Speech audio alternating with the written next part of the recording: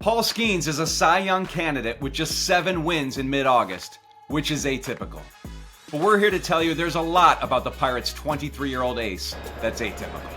By now, most baseball fans know Skenes, a former Air Force Academy cadet who became a national champion at LSU, was the number 1 overall draft pick by the Pirates in 2023. They know that just 1 year later, he started for the National League in the All-Star Game, and that he started for the NL again in 2025.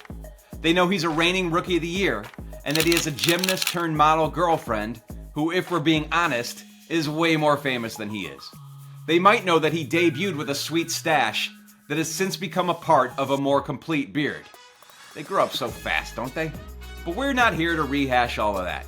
We're here to tell you why Paul Skenes is such an outlier. Not just for the special standing he's achieved in such a relatively brief time in MLB, but how he does it.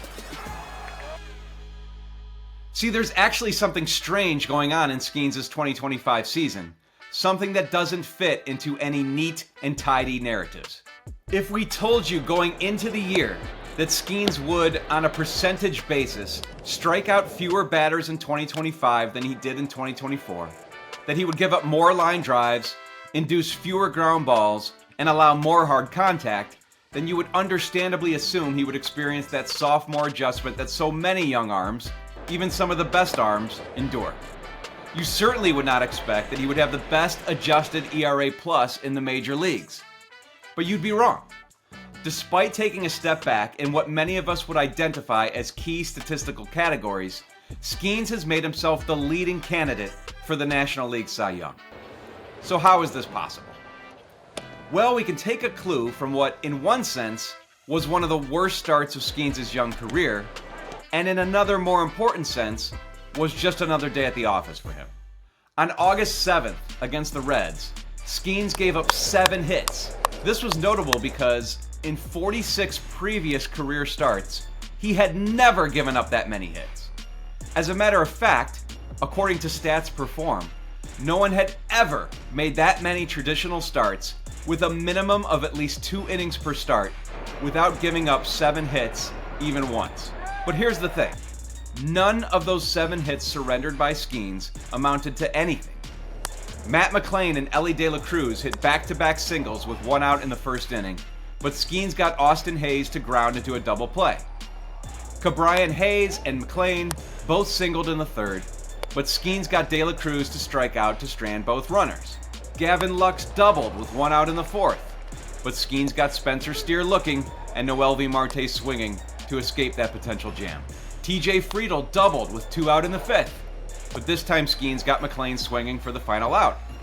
And in the sixth, Lux's 2-out single was rendered meaningless when Steer flew out to end the inning.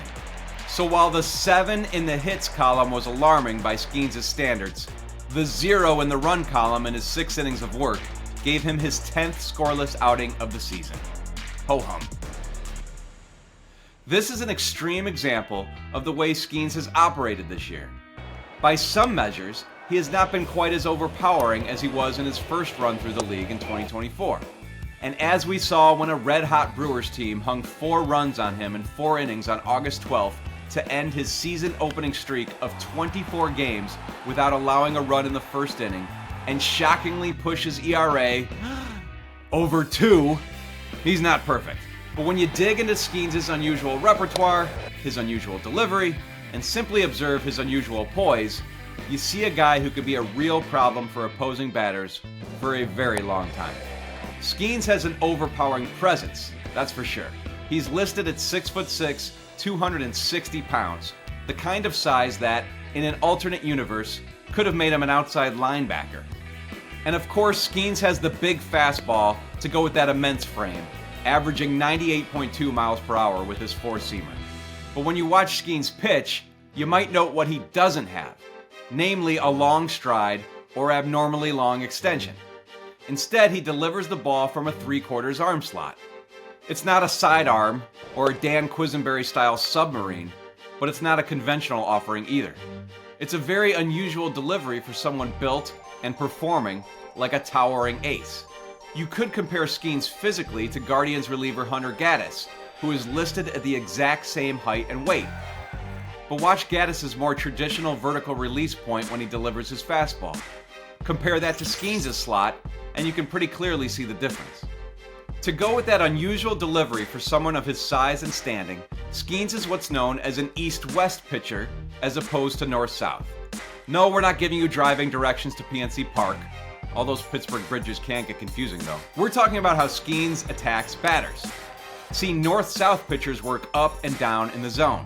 They get many of their strikeouts, sometimes lots of strikeouts, by throwing high fastballs above the path of the barrel of the bat. Skenes' east-west or left-right style doesn't lend itself to as many swinging strikes because it runs into more bat paths. But whereas east-west pitchers have usually been sinker-slider guys who are trying to out-guile hitters with usually less than outlandish stuff, Skenes is doing it with 98-mile-per-hour four-seamers and sinkers, and that ridiculous 94-mile-an-hour pitch he calls a splinker. And those pitches are only part of an abnormally deep arsenal that also includes a sweeper, changeup, slider, and curve. If that sounds like a lot of pitches, it's because it is.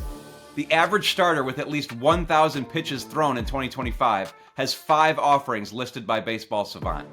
Skenes has 7. So with Skenes, you get both the guile and the goods. You get a guy unafraid to challenge hitters over the heart of the plate because he knows he has the stuff to subdue them, even if he's not posting totally outlandish strikeout totals like he did last year. Much of this is by design. Skenes intentionally preserves his power. Even though he's proven he can reach back and pull out a triple-digit heater at will, it was actually not until his 15th start of the 2025 season that he threw a fastball clocked at 100 miles per hour.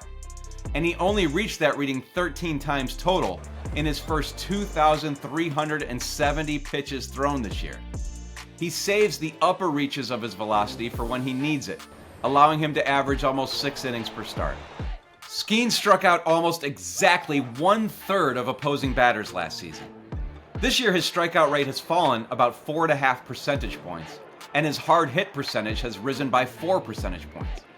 But he's no less effective because of his ability to rear back and get the big K when required, because of his ability to keep the ball in the yard with a home run rate that's the best in MLB, and because he pays attention to the finer points like holding runners on and preventing steals. This is all leading to truly astounding results in Skenes' career. In the live ball era, no one has ever had an ERA lower than Skenes' through 48 career starts. If you're looking at Skenes' pedestrian 7-9 record this year, look further.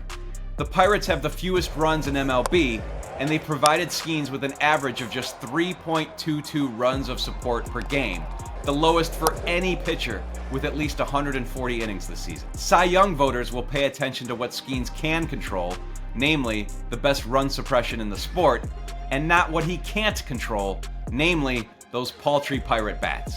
The .614 OPS by Skenes' opponents in games in which he was charged with the loss in his career is the lowest in the live ball era. So much was expected of Skenes after his star career at LSU and his high-profile draft position, and the expectations only ramped up with his highly unusual starting assignment as a rookie pitcher in the All-Star game during a historic first season. But Skenes has exceeded those expectations in 2025 and made himself a Cy Young favorite, and he's done it in his own unique, remarkable way.